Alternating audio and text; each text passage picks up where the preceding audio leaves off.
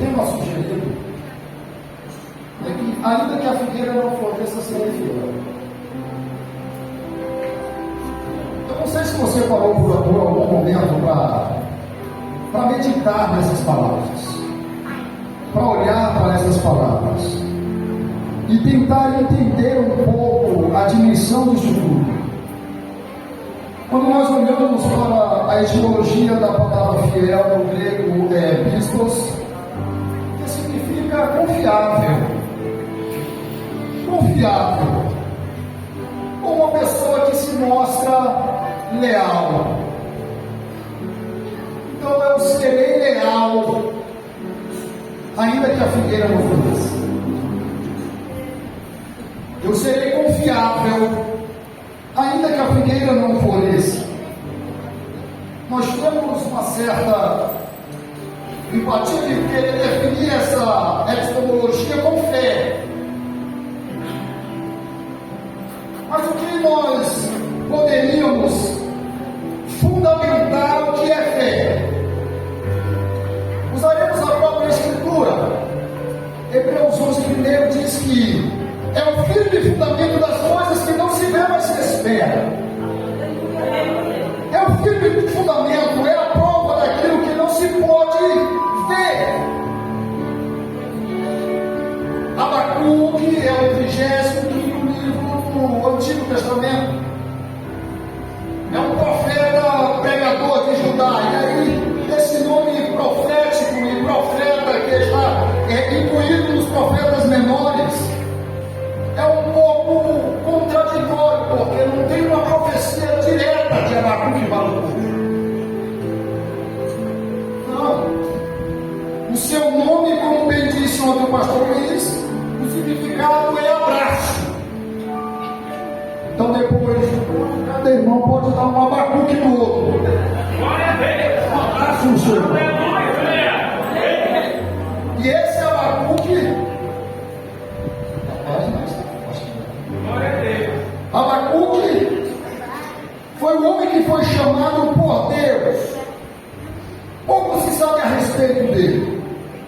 E é importante a gente fazer essa introdução, porque às vezes nós lemos um texto bíblico e nós não sabemos qual é a definição, para onde Deus está direcionando esta mensagem, qual é o povo, o que é que eles precisam ouvir, como que nós contextualizamos esse texto para os nossos dias, o que nós aprendemos com esse texto, com este tipo de mensagem. Abacuque pode indicar que liderava a adoração do templo levítico antes de ser destruído. Isso está registrado em capítulo 3, verso 19.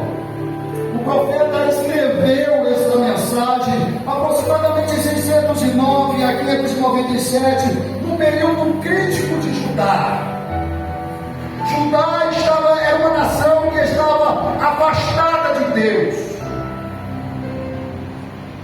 Principalmente depois que Josias morre. Josias foi um rei que promoveu a reforma daquele povo.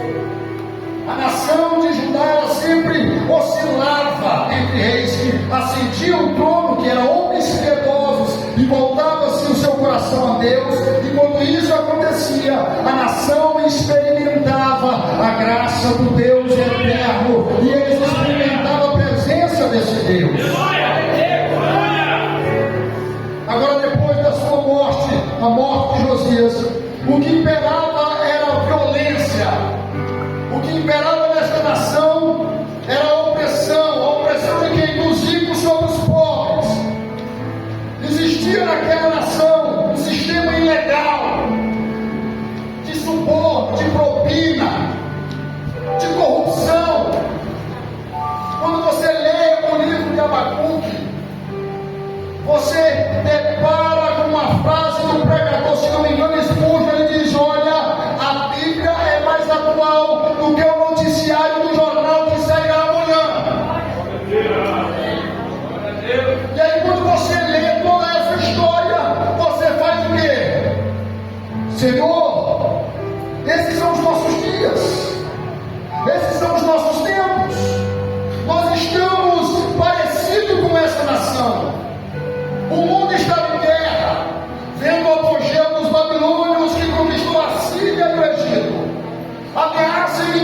invasão, acrescentando a desordem interna de Judá.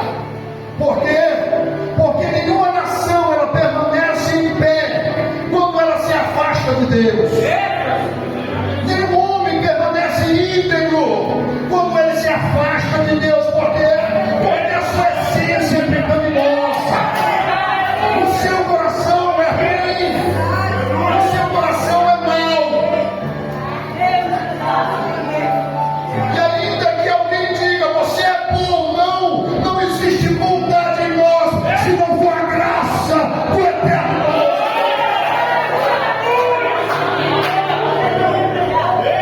Não existe bondade no nosso coração. Porque se você perguntar ao pastor Jairo, você queria estar com seu filho? Ele vai dizer, claro que eu queria estar. Por que você não está? É porque a graça de Deus nos move para outra direção e nós não temos tempo a perder.